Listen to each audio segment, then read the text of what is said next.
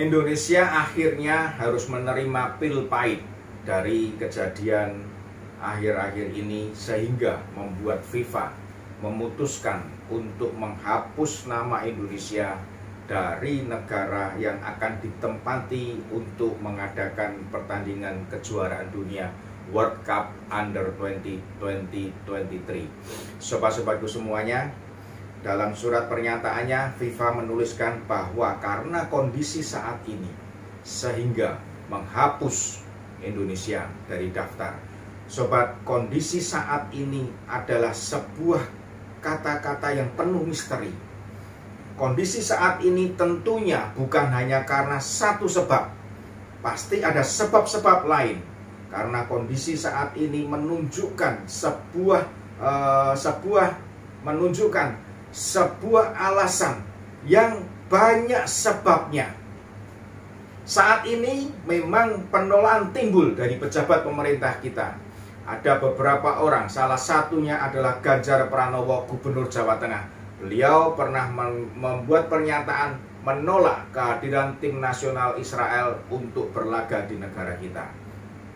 Sobat-sobatku semuanya, apakah hanya satu orang yang membuat pernyataan sehingga FIFA mengambil keputusan ini? Bahkan sebetulnya Ganjar pun juga sudah menambahkan bahwa semua itu keputusan nanti terserah kepada pemerintah dan PSSI. Beliau hanya menyatakan bahwa beliau kurang setuju, tidak setuju jika tim nasional Israel berlaga di Indonesia. Tetapi keputusan ada pada pemerintah dan PSSI. Hal ini juga menimbulkan keheranan sebagian masyarakat akan pernyataan Ganjar. Karena kita sama-sama mengetahui bahwa Ganjar adalah seorang tokoh yang sebetulnya menjunjung tinggi toleransi, menjunjung tinggi persaudaraan di provinsi yang dia kelola saat ini. Tetapi pernyataan itu sempat keluar, dan inilah yang dipegang oleh masyarakat. Inilah yang dilihat oleh masyarakat bahwa ternyata Ganjar aslinya adalah seperti ini. Sobat-sobatku semuanya, bukan hanya Ganjar sebetulnya yang mengeluarkan pernyataan ini. Ada juga Gubernur Bali, Iwayan Koster. Dia yang lokasinya, provinsinya, kotanya akan digunakan sebagai tempat pertandingan Piala Dunia nantinya. Bahkan beliau pula lah yang menandatangani surat kesepakatan dan komitmen bersama bahwa pertandingan akan diadakan di Bali. Dia juga menolak. Bahkan beliau menulis surat kepada Menpora yang menyatakan untuk menolak Bali tidak menerima tim nasional Israel. Sebetulnya bukan hanya mereka berdua, masih ada lagi tokoh-tokoh yang lainnya. Said Agil Sirot juga menolak. Ketua PP Muhammadiyah juga menolak. Dan sobat-sobatku semuanya, apakah organisasi sekaliber FIFA takut menghadapi penolakan seperti yang mereka katakan? Penolakan yang belum tentu penolakannya disertai dengan tindakan yang merugikan FIFA, penolakan yang disertai dengan tindakan anarkis atau radikalisme. Penolakan pun juga terjadi di kalangan partai politik yang ada di Republik ini. Di antaranya adalah PDI Perjuangan, di mana merupakan sebuah partai Ganjar menjadi kadernya, menjadi kader yang berpotensi, menjadi kader yang istimewa. Begitu juga ada dari Partai Amanat Nasional. Dan juga satu hal lagi, partai yaitu Partai Keadilan Sejahtera ikut juga menolak. Apakah semua keputusan penolakan itu, pernyataan penolakan itu, rasa-rasanya semua ini digolongkan atau semua ini dibuat oleh Ganjar sehingga mereka menolak atas inisiatif dari Ganjar Pranowo? Ada satu hal yang perlu kita perhatikan. Ternyata seorang pakar teroris, Nur Huda Ismail, mengatakan bahwa momen kehadiran tim nasional Israel di Republik ini bisa jadi momen yang akan digunakan oleh mereka yang menganut paham radikal, yang menganut paham terorisme untuk membuat kekacauan di negara ini, untuk membuat keributan di negara ini.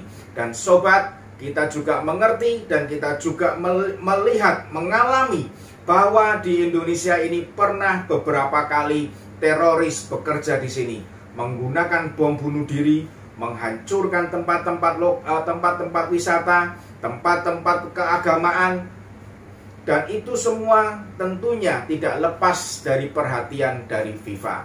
Sobat, perkataan dari pakar teroris tidak bisa kita hilangkan dan tidak bisa kita anggap remeh, karena perkataan ini tentu berdasarkan dari survei fakta, berdasarkan dari penelitian yang jelas, berdasarkan informasi dari intelijen yang jelas, yang semuanya ikut bergerak mengamankan pertandingan yang akan digelar di Indonesia ini.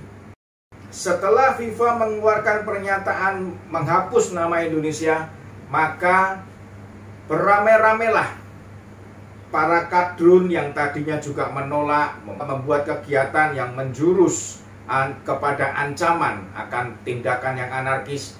Mereka sekarang beramai-ramai seolah-olah mengatakan bahwa tragedi Kanjuruhanlah yang menyebabkan FIFA menolak, bukan karena penolakan dari mereka yang ikut andil menolak ini.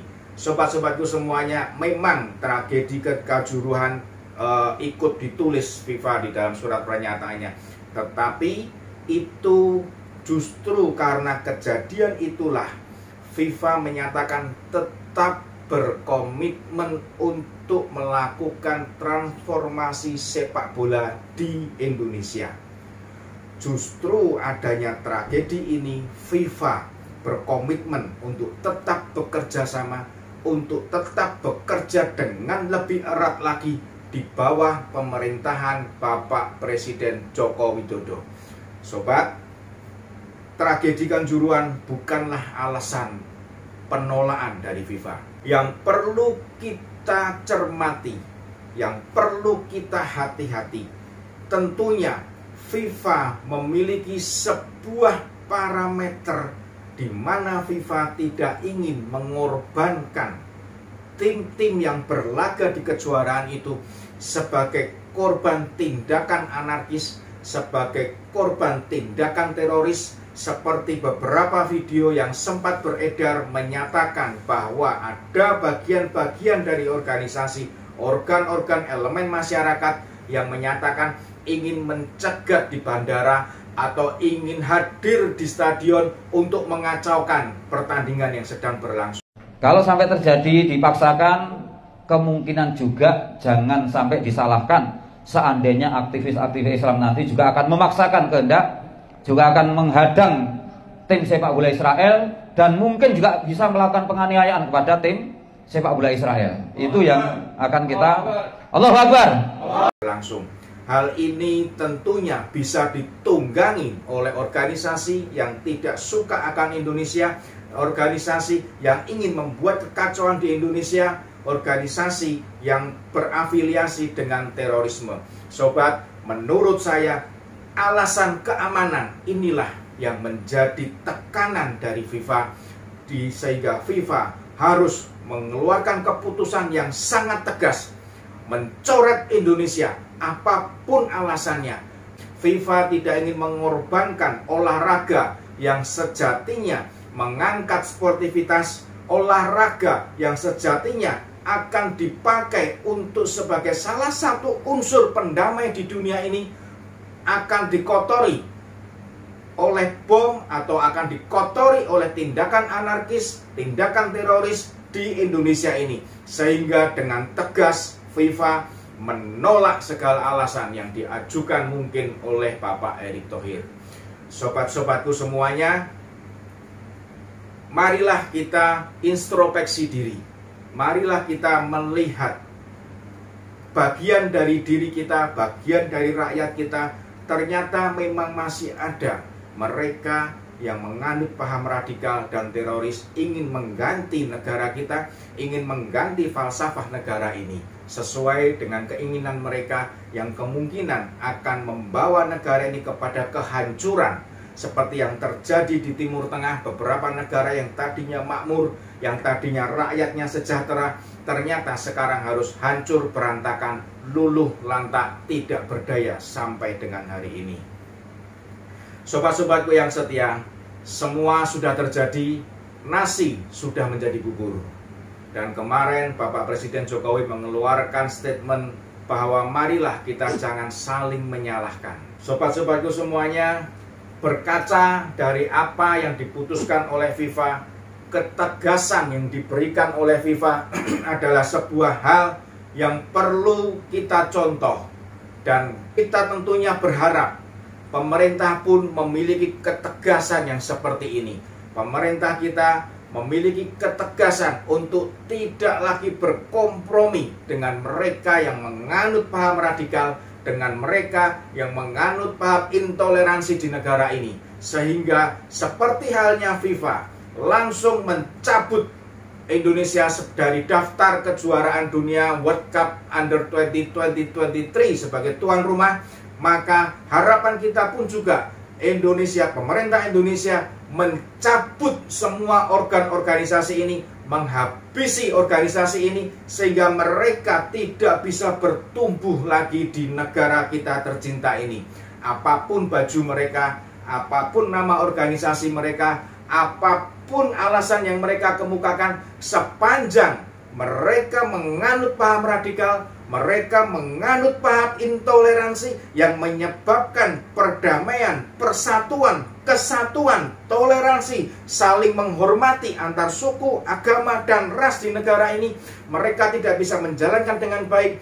Maka sejatinya pemerintah harus segera menutup akses mereka yang menganut paham radikal dan intoleransi sehingga tidak bisa berkembang di negara ini, membuat rakyat kita nantinya hidup dengan damai dan tenang sebagai hasil dengan menghilangkannya penjajahan dari muka bumi ini sesuai dengan Undang-Undang Dasar Negara Republik Indonesia yang menjadi landasan konstitusi kita. Salam Opidantos.